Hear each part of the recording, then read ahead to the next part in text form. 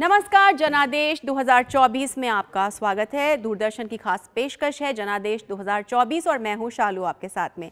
चुनाव आयोग ने लोकसभा चुनावों की तारीखों की घोषणा कर दी है और इसके साथ में ही राजनीतिक सरगर्मियां पूरे देश में तेज हो गई हैं। लेकिन अगर हम बात करें राजस्थान की, तो यहाँ की 25 लोकसभा सीटों पर भी चुनावी पारा बढ़ने लगा है।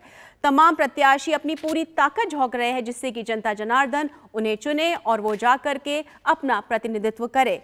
लेकिन इसके लिए ज़रूरी ये है कि आप जाकर अपने मताधिकार का प्रयोग करें, क्योंकि ना सिर्फ ये आपकी जिम्मेदारी है, आपका हक है, बल्कि आपका कर्तव्य भी है कि आप जाएं, अपने वोट का इस्तेमाल करें और आप जिसे चाहते हैं उसे चुनाव मैदान में आगे विजयी कराने में अपना योगदान दें। आज के जनादेश 2024 में हम जिस लोकसभा सीट की बात करने जा रहे हैं वो अपने आप में एक हॉट सीट बन चुकी है। आज हम बात करेंगे राजस्थान का दिल कहलाई जाने वाली सीट नागौर के बारे में। आपको बता दें, नागौर अपने आप में बहुत ही एक रोचक इतिहास भी रखती है और इस बार का चुनाव इसीलिए बहुत खास होने वाला है क्योंकि चेहरे तो वही हैं, लेकिन राजनीतिक समीकरण कुछ बदल से गए। तो आइए एक नजर डालते हैं नागौर के विधानसभा क्षेत्रों पर। नागौर में 8 विधानसभा क्षेत्र आते हैं और आइए ग्राफिक्स के जरिए नजर डाल लेते हैं कौन कौन से विधानसभा क्षेत्र हैं और यहाँ से मौजूदा विधायक कौन कौन है। सबसे पहले बात कर लेते हैं हम लाडनू की। लाडनू से कांग्रेस के मुकेश भाकर फिलहाल यहाँ से विधायक है। डीडवाना की बात की जाए तो यहाँ से निर्दलीय यूनुस खान विधायक हैं। जायल से बीजेपी सरकार की मौजूदा मंत्री मंजू बागमार विधायक है। नागौर से कांग्रेस के हरेंद्र मिर्धा विधायक हैं। खीवसर की बात की जाए तो काफ़ी रोचक है ये, क्योंकि यहाँ से मौजूदा जो प्रत्याशी हैं वो ही यहाँ से विधायक भी हैं, हनुमान बेनीवाल। अब बात की जाए मकराना की, तो मकराना से कांग्रेस के जाकिर हुसैन विधायक हैं। परबतसर से कांग्रेस के राम निवास गावड़िया विधायक है और नावा से विजय सिंह बीजेपी से यहाँ विधायक है। तो आइए अब देखते हैं क्या कुछ मांगे हैं, क्या कुछ उम्मीदें और कौन से ऐसे मुद्दे हैं जिसके आधार पर नागौर की जनता अपने प्रत्याशी का चयन करेगी और 4 जून को ये निकलकर सामने आएगा कि कौन से ऐसे विकास के मुद्दे हैं जिनके ऊपर उस प्रत्याशी को विजय मिलेगी। तो आइए देखते हैं ये खास रिपोर्ट।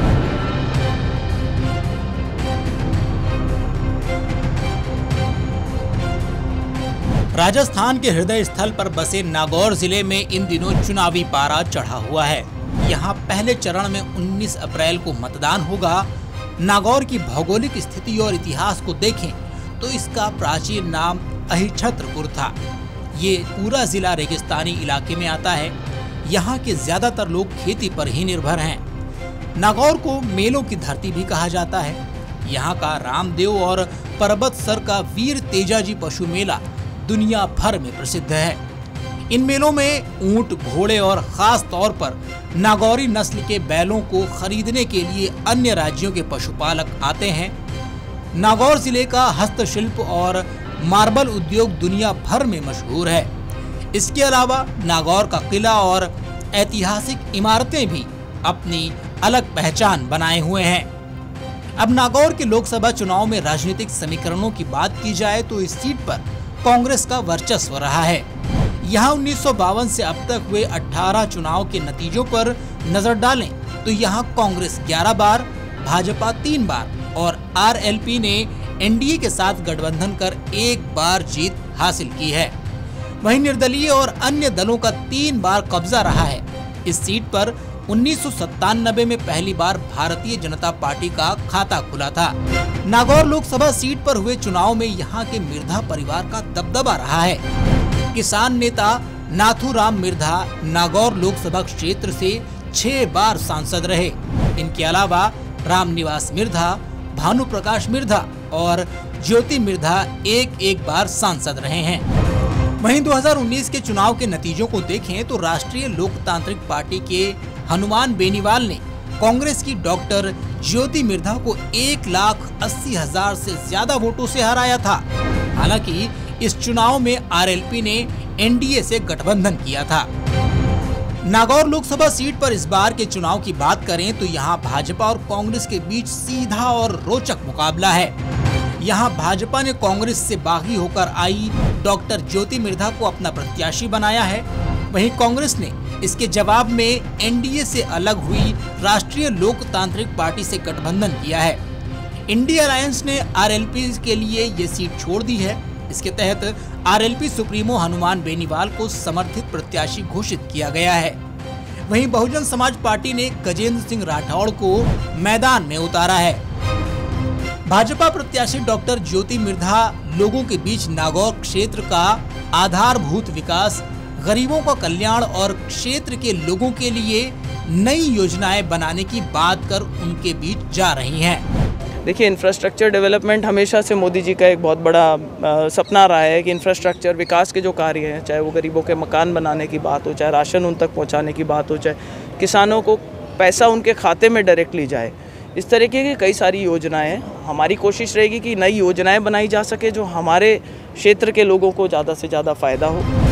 आरएलपी प्रत्याशी हनुमान बेनीवाल का कहना है कि उनका इस चुनाव में युवाओं को रोजगार, किसानों को कर्ज माफी और नागौर का विकास करवाना प्रमुख विजन है। विजन मेरा हमेशा यही रहा है कि किसान की कर्ज माफी, जवानों को रोजगार, भ्रष्टाचार का खात्मा, सम्मान, स्वाभिमान आम आदमी का, अंतिम छोर पे बैठे व्यक्ति को भी सम्मान मिले, ये मेरा विजन हमेशा चला है। विकसित राजस्थान, विकसित नागौर, प्रयास भी किया। नागौर अब विकास की गति पे अग्रसर है। नागौर लोकसभा क्षेत्र में मतदाताओं की स्थिति पर नजर डालें तो यहाँ कुल 21,42,941 मतदाता हैं। इनमें 11,07,801 पुरुष, 8,92,410 महिला और 12 थर्ड जेंडर मतदाता हैं। यहाँ 2019 के चुनाव में 62.24% मतदान हुआ था। निर्वाचन विभाग की ओर से इस बार और मतदान प्रतिशत बढ़ाने के लिए स्वीप कार्यक्रम के तहत मतदाताओं को जागरूक किया जा रहा है। हम प्रयास कर रहे हैं कि इस बार हम मतदाता प्रतिशत को बढ़ाएं। इसके लिए पर्याप्त एक्टिविटीज़ कर रहे हैं, मतदाताओं को जागरूक कर रहे हैं और हमने अलग अलग एजेंसीज़ के साथ में अनुबंध भी किया है और उनको भी हम यूज़ करेंगे इसके लिए कि वो लोगों को जागरूक करें और अधिक से अधिक लोग मतदान करें। इस चुनाव में मुद्दों की बात करें तो यहाँ स्थानीय विकास बड़ी चुनौती बना हुआ है। नागौर लोकसभा क्षेत्र के दूर दराज के गांव में आज भी बिजली, पानी और सड़क जैसी मूलभूत सुविधाएं लोगों को नहीं मिल पा रही हैं। इस चुनाव में मेथी सहित अन्य मसाला उद्योग को बढ़ावा देना, जिला मुख्यालय पर विश्वविद्यालय खुलवाना और पर्वतसर से किशनगढ़ और कुचामन से डीडवाना रेल मार्ग का काम शुरू करवाना प्रमुख मुद्दे हैं। जो शिक्षा नीति बने आगे जाके, वो शिक्षा नीति रोजगारोन्मुखी शिक्षा नीति बने और ऐसी शिक्षा नीति बने कि जो बेरोजगार लोग हैं, जो बेरोजगार स्टूडेंट आगे आएंगे, उनको रोजगार मिलता रहे। ये मरुभूमि है, पानी की विशेष यहाँ ज़रूरत रहती है, लेकिन पानी हमें 70 साल में ही नहीं मिल पाया। नहरें होती तो हमारे यहाँ बेरोजगारी नहीं होती और हमारे खेती बाड़ी खूब है नागौर जिले में, लेकिन पानी के अभाव में ही हम पिछड़ गए। जो अभी महंगाई में सबसे ज़्यादा परेशान जो रहते हैं वो मध्यम वर्ग ही सबसे ज़्यादा परेशानी में रहता है। मध्यम वर्ग को ज़्यादा से ज़्यादा फ़ायदा मिले। यहाँ पर औद्योगिक संसाधनों की कमी है, उनकी पूर्ति की जाए, जिससे जो भी बेरोजगार है वो बाहर नहीं जाए, यहीं अपना जीवन यापन करने के लिए श्रम करे। जो वुमेन एम्पावरमेंट और सेफ्टी के जोन को लेकर के है, एक नए कानून इस तरीके से सरकार लेके आए कि हर महिला अपने आप को सुरक्षित महसूस करे। यहाँ की जो पान मेथी है, जो आपकी रसोई के में स्वाद बढ़ाने वाली पान मेथी है, घर घर में जिसको यूज़ किया जाता है। यहाँ के मसाले है, जीरा है या राई है, सरसों है, उनके लिए भी मतलब जीरा उद्योग है, उसको विकास के लिए सरकारी सहायता की ज़रूरत है।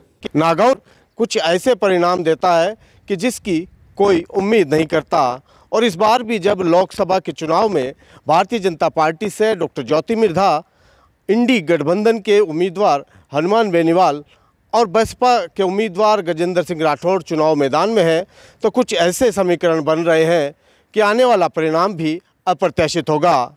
शबीक अहमद उस्मानी, दूरदर्शन समाचार, नागौर। तो आपने देखा नागौर की जनता क्या कुछ चाहती है, क्या उनके मुद्दे हैं, किस आधार पर वो अपने प्रत्याशी का चयन करेंगे। हालांकि जब लोकसभा चुनावों की बात आती है तो राष्ट्रीय स्तर के चुनाव होते हैं, लेकिन फिर भी हमने जाना और हमने सुना क्या कुछ मांगे हैं और क्या उम्मीदें हैं नागौर की जनता की। नागौर जिसे राजस्थान का दिल कहा जाता है, अपने आप में बहुत विशेष महत्व रखता है और लोकसभा के लिए एक हॉट सीट भी बन चुका है। क्या प्रभाव होगा नागौर का लोकसभा चुनावों पर, किस तरह से राजनीतिक समीकरण या लोकसभा चुनावों का परिणाम इससे प्रभावित होगा, इस पर चर्चा के लिए हमारे साथ स्टूडियो में दो बेहद खास मेहमान मौजूद हैं। हमारे साथ मौजूद हैं वरिष्ठ पत्रकार गुलाब बत्रा जी। गुलाब जी को राजनीति और राजनेताओं दोनों का ही हम यूँ कह सकते हैं कि बहुत ही खास अनुभव है। उन्होंने राजनेताओं को बहुत करीब से देखा है। नागौर की राजनीति की अगर बात की जाए तो उन्होंने समीकरणों को बदलते देखा है। चुनावों में क्या दिलचस्पी रही है, किस तरह से चुनावों में बदलाव आया है, उन्होंने वो देखा है। और आज नागौर में किस तरह से जो चुनाव परिणाम आ सकते हैं उसके ऊपर हमारे साथ में चर्चा करेंगे। आपके साथ मौजूद हैं वरिष्ठ पत्रकार मनीष गोदा जी। मनीष गोदा जी, आपका भी बहुत बहुत स्वागत है जनादेश 2024 में। मनीष गोदा जी भी वरिष्ठ पत्रकार है, पत्रकारिता का एक लंबा अनुभव रखते हैं, चुनावों को बहुत नज़दीक से देखा है, उनका एक अपना अनुभव रहा है। और आज हम इनसे भी चर्चा करेंगे और जानेंगे कि किस तरह से हॉट सीट नागौर चुनावी समीकरणों को बदल सकती है और किसका पलड़ा भारी हो सकता है। गुलाब बत्रा जी, मनीष गोदा जी, आपका जनादेश 2024 में बहुत बहुत स्वागत है। जैसा कि हम सब जानते हैं नागौर जो है उसे राजस्थान का दिल कहा जाता है और आज की तारीख में नागौर एक हॉट सीट भी बन चुकी है, लेकिन नागौर का अपने आप में एक इतिहास भी रहा है। गुलाब जी, सबसे पहले आपसे जानना चाहूँगी कि किस तरह से नागौर का इतिहास और नागौर अपने आप में महत्व रखता है। राजनीतिक दृष्टि से आज नागौर संसदीय क्षेत्र के महाभारत की हम चर्चा करेंगे। मैंने महाभारत नाम जानबूझ कर लिया है। महाभारत की अगर हम चर्चा करें, महाभारत काल की, उस समय कौरव और पांडवों को और धनुर्विद्या सिखाने के लिए गुरु द्रोणाचार्य को जिम्मेदारी दी गई थी। और गुरु द्रोणाचार्य को जो क्षेत्र दान में दिया गया, उस समय भूमि दान में दी जाती थी, परंपरा थी। तो ये अहि छत्रपुर जो नागौर संसदीय क्षेत्र है, ये अहि छत्रपुर कहलाता था उस समय, और ये अहि छत्रपुर जो है उनको दान में दिया गया था। और आज अगर नागौर संसदीय क्षेत्र का हम इतिहास देखें तो अब तक यहाँ 17 चुनाव हो चुके हैं और उन 17 चुनावों में कांग्रेस का ये दबदबा परंपरा गढ़ रहा है। 11 बार कांग्रेस का दबदबा रहा है, यहाँ कांग्रेस के प्रत्याशी जीते हैं और उसमें भी मिर्धा परिवार का प्रभुत्व रहा है जी। खाटी किसान नेता नाथूराम मिर्धा यहाँ 6 बार चुनाव जीते हैं। हालांकि चुनावी छक्का तो नहीं लगाया, लेकिन 3-3 बार लगातार चुनाव जीतने का श्रेय उन्हीं को है जी। अब ध्यान रखें, आपातकाल के बाद जब जनता लहर 1977 का चुनाव हुआ था तो पूरे उत्तर भारत में एक ये नाथूराम मिर्धा ही ऐसे कांग्रेस के प्रत्याशी थे जिन्होंने 25 में से केवल 1 सीट, पूरे उत्तर भारत में 1 सीट कांग्रेस को मिली थी। वो नाथूराम मिर्धा के कारण नागौर के संसदीय क्षेत्र में मिली थी। इसी प्रकार आज का जो माहौल है, आज ये 2 उपचुनाव भी यहाँ हो चुके हैं, 1957 में और 1996 में। 1957 के उपचुनाव का भी एक बड़ा दिलचस्प किस्सा है। उस समय मथुरादास माथुर 1957 यानी द्वितीय चुनाव में, आम चुनाव में विजयी हुए थे यहाँ से। और जब उनको प्रदेश कांग्रेस का अध्यक्ष बनाया गया तो प्रदेश कांग्रेस अध्यक्ष नियुक्त होने के बाद उन्होंने अपने पद से त्यागपत्र दिया। आज जहाँ 2-2 पदों पर, 3-3 पदों पर राजनेताओं का लोभ नहीं चुपता, उस समय केवल पार्टी के प्रदेश अध्यक्ष की नियुक्ति के बाद उन्होंने त्यागपत्र दिया। और उस समय नरेंद्र कुमार सांघी 1960 में उपचुनाव जीते। हालांकि उसके बाद उन्होंने दोबारा नागौर का रुख नहीं किया, वो जोधपुर से भी चुनाव लड़े और विजयी हुए और जालौर से भी वो संसदीय दल का प्रतिनिधित्व किया कांग्रेस के प्रत्याशी के रूप में जी। और नाथूराम मिर्धा ने जो आखिरी चुनाव लड़ा था 1996 में, वो भी एक रिकॉर्ड बहुमत है उनका। एक बार 1,90,000 से और एक बार 1,50,000। बिल्कुल गुलाब जी, और आपसे जानेंगे किस तरह से चुनावों में भी परिवर्तन आया है, समीकरणों में भी परिवर्तन आया है। लेकिन मनीष जी, आपसे जानना चाहेंगे, एक दशक, एक कहानी जिसे कहेंगे, हमें गुलाब जी ने बताई है। आपके अनुसार क्या कुछ महत्व है नागौर के इतिहास का, नागौर संसदीय क्षेत्र का? देखिए, राजस्थान में माना जाता है कि यदि राजनीतिक तापमान का कहीं आपको अंदाज़ा लगाना है और प्रदेश की राजनीति किस करवट जाएगी या किस तरफ जाएगी या क्या उसका एक पॉलिटिकल टेम्परेचर है, उसको देखने के लिए यदि आपको कोई अंदाज़ा लगाना है तो उसको आपको नागौर का दौरा ज़रूर करना चाहिए, क्योंकि नागौर के लोग राजस्थान में पॉलिटिकली सबसे ज़्यादा अवेयर, सबसे ज़्यादा वाइब्रेंट और सबसे ज़्यादा समझ रखने वाले लोग माने जाते हैं। और इसीलिए राजस्थान में नागौर की राजनीति को बहुत महत्वपूर्ण माना जाता है। भौगोलिक दृष्टि से देखें तो अजमेर से निकल के जब आप जोधपुर की तरफ यानी पश्चिमी राजस्थान की तरफ आप जब रुख करते हैं तो नागौर पड़ता है, तो एक तरह से पश्चिमी राजस्थान का प्रवेश द्वार कह सकते हैं आप नागौर को। तो मतलब बहुत अपने आप में महत्वपूर्ण भी है। और जैसा गुलाब सर ने कहा कि इसकी एक लेगेसी रही है हमेशा से, मिर्धा परिवार की लेगेसी है, बरसों तक, दशकों तक कहें कि हम मिर्धा परिवार ने यहाँ पर राज किया है एक तरह से, और कांग्रेस का गढ़ रहा है हमेशा से। लगभग मतलब लास्ट के कुछ चुनाव 1996 में यहाँ से भानुप्रकाश मिर्धा जीते थे, तब पहली बार उन्होंने जीत हासिल की थी, बीजेपी के हाथ में पहली बार ये सीट गई थी। उसके बाद फिर 2014 में CR चौधरी जीते और 2019 में भी एनडीए के सहयोगी के रूप में हनुमान बेनीवाल जीते।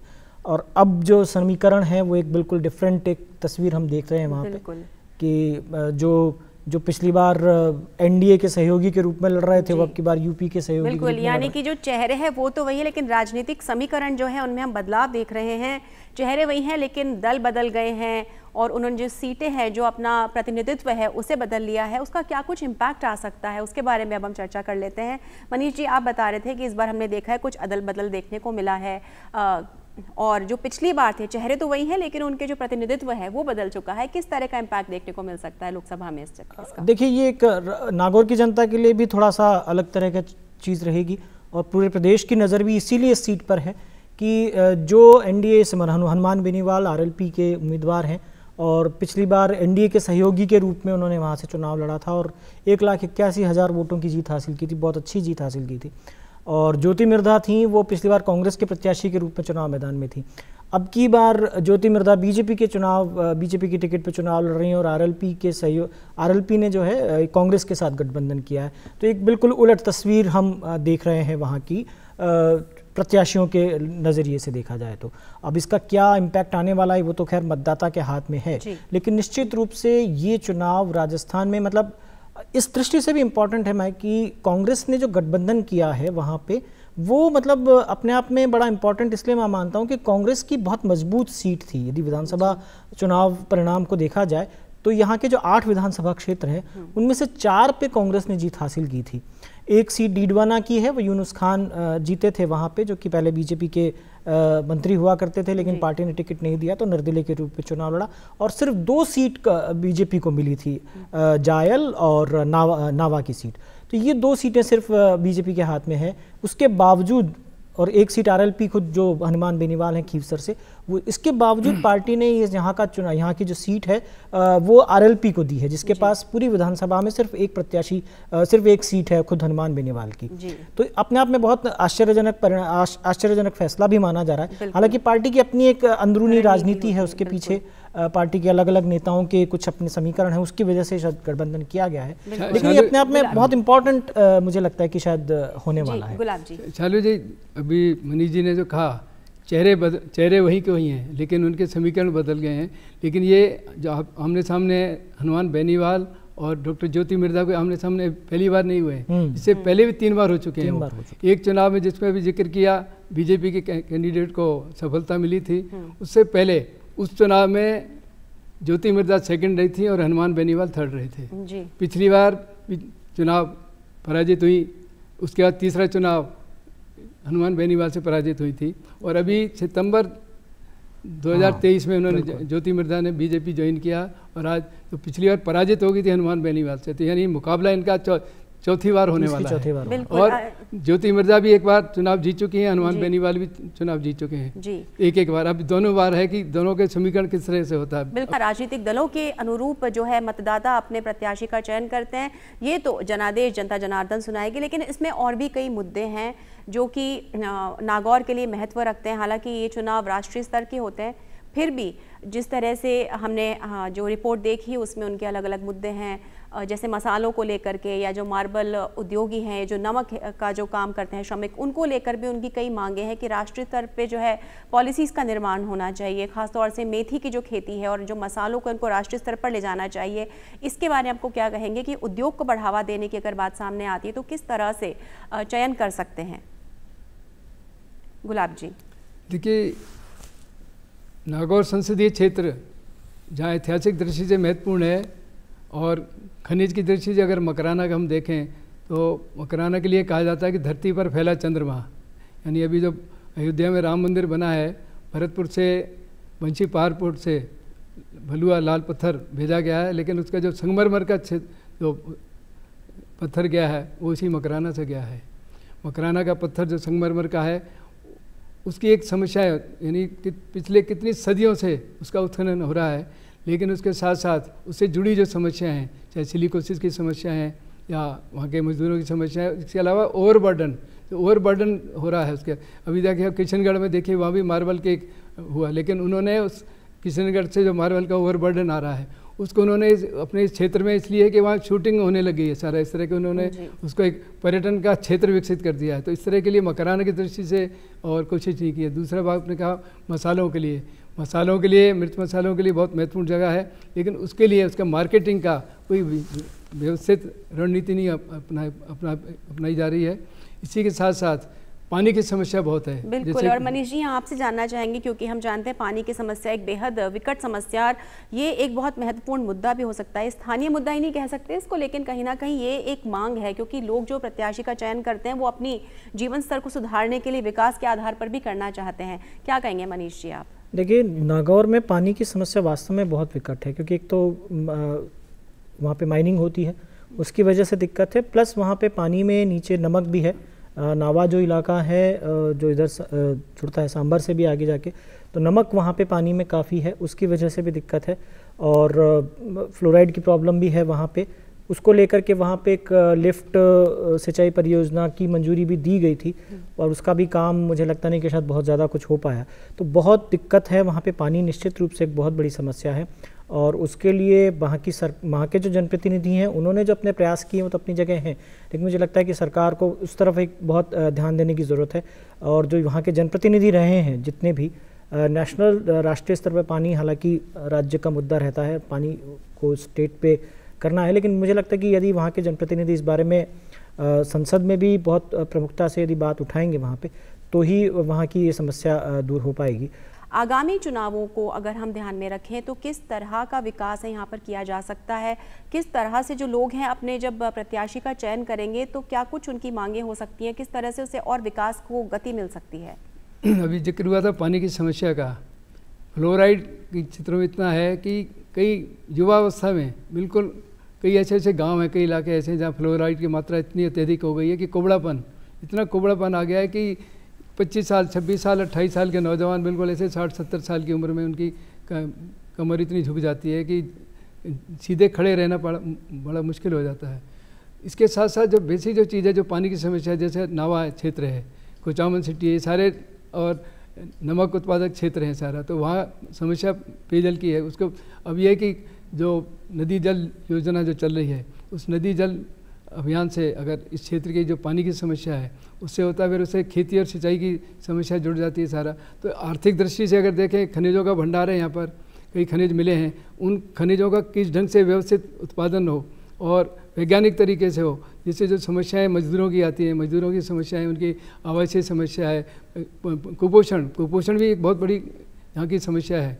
उस कुपोषण को कैसे दूर किया जाना चाहिए, उसके लिए ठीक है कि राष्ट्रीय स्तर पर खाद्य सुरक्षा व्यवस्थाएं की जा रही हैं, लेकिन अभी भी उस क्षेत्र में बहुत कुछ किए जाने की आवश्यकता है।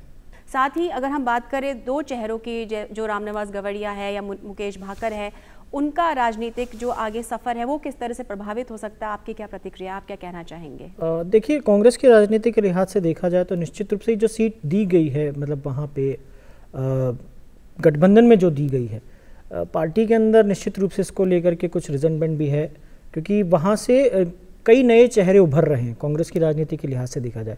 मुकेश भाकर, रामनिवास गावड़िया, जाकिर हुसैन कैसावत, ये लोग ऐसे लोग हैं जो कि दूसरी बार तीसरी बार इनमें से कई लोग वहाँ पे विधानसभा में पहुँचे, तो वहाँ पे एक नया नेतृत्व खड़ा हो रहा है कांग्रेस के लिहाज से देखा जाए तो। और इसी वजह से इस सीट को गठबंधन में दिए जाने को लेकर के पार्टी के अंदर स्थानीय स्तर पर हम देखते हैं कि कुछ दिक्कतें दिख रही हैं वहाँ पे।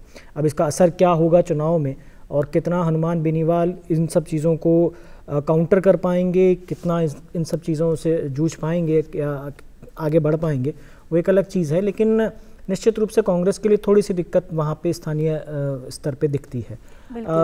जो बीजेपी की स्थिति में यदि बात करें तो ज्योति मिर्धा का बीजेपी में आना ये अपने आप में बहुत इम्पॉर्टेंट है जनता के लिहाज से, एक मैसेज के लिहाज से भी। मिर्धा परिवार, रामनिवास मिर्धा हो चाहे नाथुराम मिर्धा हो, कांग्रेस और मिर्धा परिवार अपने आप में पर्यायवाची माने जाते रहे हैं राजस्थान की राजनीति के अंदर, और उनके परिवार के किसी एक व्यक्ति का बीजेपी से जुड़ना, जो कि लगातार 3 बार सांसद का चुनाव लड़ी, विधानसभा का चुनाव लड़ी, उसका बीजेपी से जुड़ना अपने आप में एक बड़ा मैसेज जाता है। और पार्टी को जिस एक समुदाय विशेष के एक बड़े चेहरे की ज़रूरत लंबे समय से महसूस हो रही थी राजस्थान के अंदर, कि इस समुदाय, जाट समुदाय से एक बड़ा चेहरा पार्टी को चाहिए था, वो नहीं मिल पा रहा था। तो उस दृष्टि से ज्योति मिर्धा का यहाँ आना बीजेपी को निश्चित रूप से ऐड करता है, एज पे लाता है। विधानसभा का चुनाव परिणाम कुछ अलग रहा था निश्चित रूप से, तो वो एक दिक्कत बीजेपी के लिए निश्चित रूप से होगी। और हनुमान बेनीवाल एक एज के साथ और मनीष जी, देखने वाली बात ये होगी कि किस तरह से जो जनादेश है वो लागू होता है। जनता जिसका मत और जिसका वोट जो है वही इस बात का निर्णय लेगा कि किसका पलड़ा भारी रहता है, किस तरह का परिणाम सामने आता है। गुलाब जी, आपसे निवेदन करेंगे कि क्या महत्व हो सकता है मतदान का, जनादेश का कितना महत्व है, उसके बारे में आप हमारे दर्शकों से एक बार अपील कर दीजिए। देखिए, निर्वाचन विभाग ने मतदान के लिए बहुत अभियान चलाया है और राजस्थान के लिए विशेष सौभाग्य की बात है कि यहाँ 22 लाख और लगभग 73,000 मतदाता जिन्होंने 18 साल अभी पूरे किए हैं, वो जीवन में अपना पहला मतदान करेंगे। और पिछले वर्षों से विधानसभा चुनाव में उन्होंने देखा कि कई मतदान केंद्रों पर सेल्फी पॉइंट बनाए गए।